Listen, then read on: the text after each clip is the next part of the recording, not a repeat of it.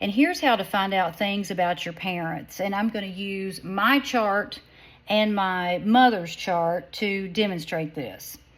You can count over 4 houses from your part of fortune, and that describes your parents. Here's my chart. Here is my part of fortune. And just so you know, the part of fortune is not a planet. It's an Arabic part, and it shows you where material prosperity will flow in your lifetime, okay? So if we count over 4 houses from my part of fortune, 1, 2, 3, 4, we land in the 6th house. This is eerily accurate. So the 6th house is about a person's physical ability to work. It's also about military service, connections to the army, craftsmanship, clothing, farmers, and employees, and it's just to name a few. My parents are workers, both of them, and they're both alive, but I'm about to refer to them in the past tense because they no longer work. But they always had the physical ability to work. Plus, my mother's brother served in the army. Her mother was a talented seamstress, and my mother is talented with working with fabrics as well.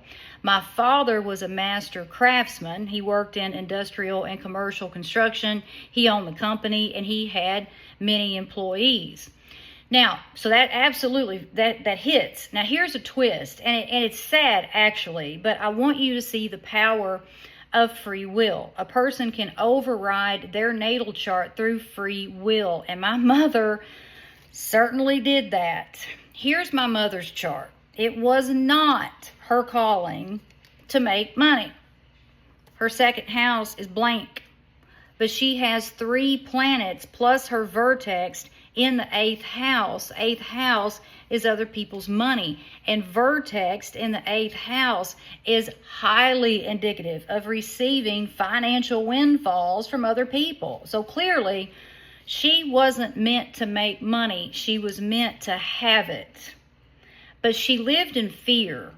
She lived in survival mode.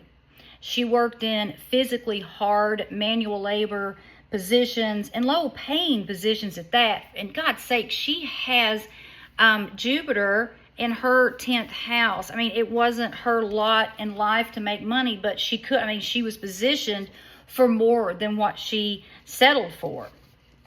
Now, my father was by far the breadwinner, and he was, well, and is, a self-made millionaire. Because of a traumatic childhood,